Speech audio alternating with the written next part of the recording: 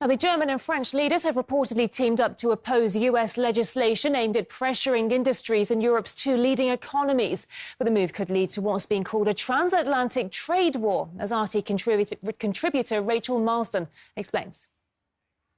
We're hearing now about what this meeting in Paris this week between German Chancellor Olaf Scholz and French President Emmanuel Macron was really about. Despite their various disagreements, they're both now looking at how to counter unfriendly measures coming from Washington.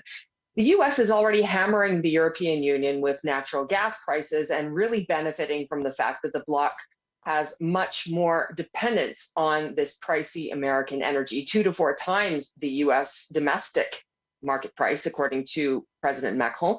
Now, that's because Europe cut itself off of the much cheaper Russian fuel. But now, Scholz and Macron are reportedly also both worried that Washington is tilting the playing field to the detriment of European exports to America, specifically the Biden administration's Inflation Reduction Act, which gives energy and tax breaks to companies that invest on American soil, which is an open invitation basically for companies to bail out of Europe at a time when the continent's energy supply basically hinges on Europeans wearing 2 sweaters and taking 10-second showers.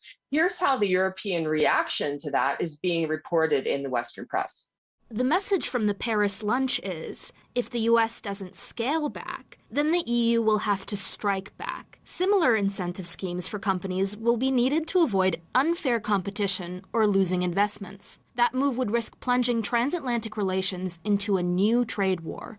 Biden's new protectionist measures also incentivize the purchase of American electric vehicles with batteries made in America to the detriment of those made in Europe. With the French and German car industries being hugely important to both of their economies, Macron was quick to speak out about the need for these top 2 economic powers of Europe to wake up and implement something similar. Donc, qu'est-ce qu'on doit faire maintenant? What we want to do with the batteries and the aid is to have a Buy European Act like the Americans. We must keep them for European producers and for our solutions. The Europeans are still too naive. This is one of the things that I discussed with German Chancellor Olaf Scholz. France and Germany have to come together because we were too open.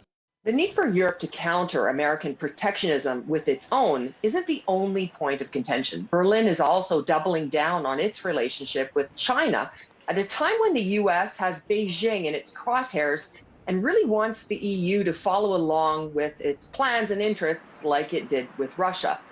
The US Commerce Department published guidelines this month to curb access for China to US microchips, and the Biden administration expects allies to just sign on.